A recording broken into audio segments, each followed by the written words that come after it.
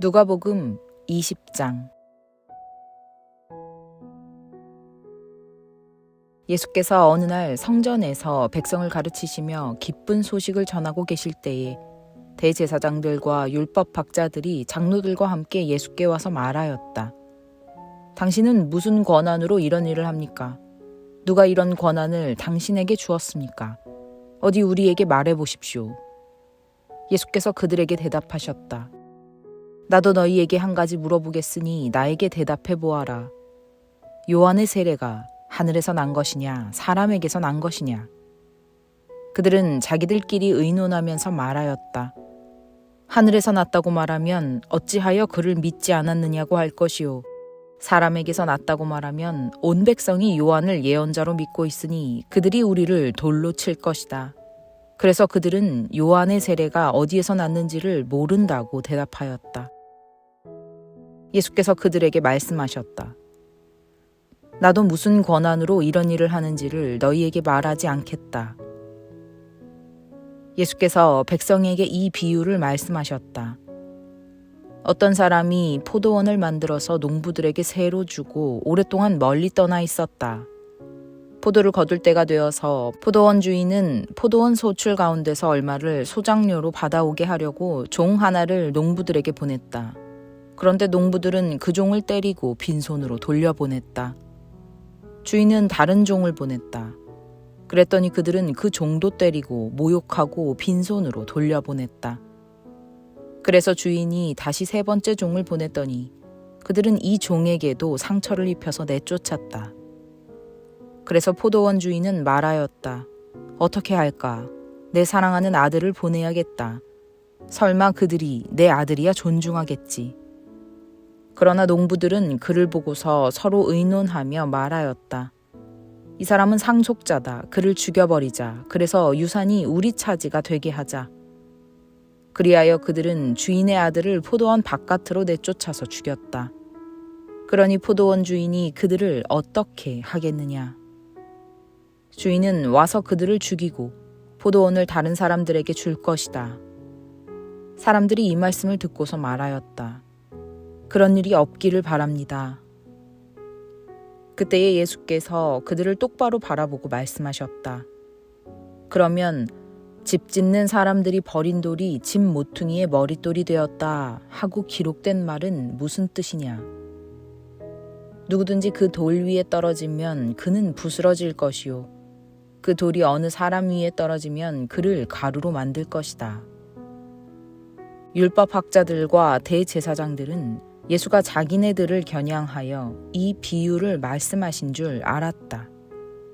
그래서 그들은 바로 그때에 예수께 손을 대어 잡으려고 하였으나 백성을 두려워하였다. 그리하여 그들은 기회를 엿보다가 정탐꾼들을 보내서 이들이 거짓으로 의로운 사람들인 채 행세하면서 예수께로 접근하게 하여 그의 말씀을 책잡게 하였다.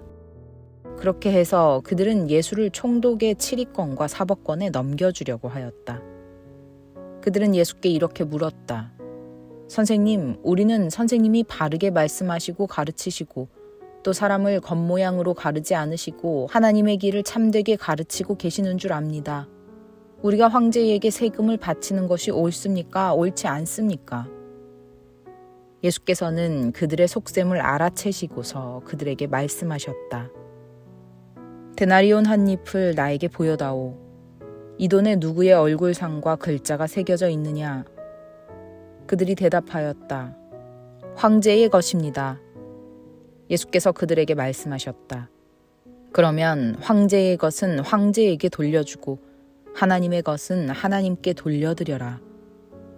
그들은 백성 앞에서 예수의 말씀을 책잡지 못하고 그의 답변에 놀라서 입을 다물었다. 부활이 없다고 주장하는 사두개파 사람 가운데 몇 사람이 다가와서 예수께 물었다.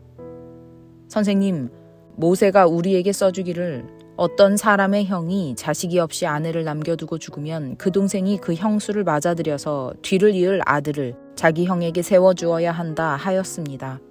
그런데 7 형제가 있었습니다. 마지가 아내를 얻어서 살다가 자식이 없이 죽었습니다. 그래서 둘째가 그 여자를 맞아들였고 그 다음에 셋째가 그 여자를 맞아들였습니다. 7 형제가 다 그렇게 하였는데 모두 자식을 남기지 못하고 죽었습니다. 나중에 그 여자도 죽었습니다. 그러니 부활 때에 그 여자는 그들 가운데서 누구의 아내가 되겠습니까? 7이 다 그 여자를 아내로 맞아들였으니 말입니다. 예수께서 그들에게 말씀하셨다. 이 세상 사람들은 장가도 가고 시집도 가지만 저 세상과 죽은 사람들 가운데서 살아나는 부활에 참여할 자격을 얻은 사람은 장가도 가지 않고 시집도 가지 않는다. 그들은 천사와 같아서 더 이상 죽지도 않는다. 그들은 부활의 자녀들이므로 하나님의 자녀들이다. 죽은 사람들이 살아난다는 사실은 모세도 가시나무 떨기 이야기가 나오는 대목에서 보여주었는데 거기서 그는 주님을 아브라함의 하나님, 이삭의 하나님, 야곱의 하나님이라고 부르고 있다. 하나님은 죽은 사람들의 하나님이 아니라 살아있는 사람들의 하나님이시다. 모든 사람은 하나님과의 관계 속에서 살고 있다. 이 말씀을 듣고서 율법학자 가운데 몇 사람이 말하였다. 선생님, 옳은 말씀입니다. 그들은 감히 예수께 더 이상 질문을 하지 못하였다. 예수께서 그들에게 말씀하셨다. 어떻게 사람들이 그리스도를 다윗의 자손이라고 하느냐? 다윗이 친히 시편에서 말하기를 주님께서 내 주께 말씀하셨다. 내가 내 원수들을 내 발 아래에 굴복시킬 때까지 너는 내 오른쪽에 앉아 있어라 하였다. 다윗이 그리스도를 주라고 불렀는데 어떻게 그가 다윗의 자손이 되겠느냐? 모든 백성이 듣고 있는 가운데 예수께서는 자기 제자들에게 말씀하셨다. 율법학자들을 조심하여라. 그들은 예복을 입고 다니기를 원하고 장터에서 인사받는 것과 회당에서 높은 자리와 잔치에서 윗자리를 좋아한다. 그들은 과부들의 가산을 삼키고 남에게 보이려고 길게 기도한다. 그들은 더 엄한 심판을 받을 것이다.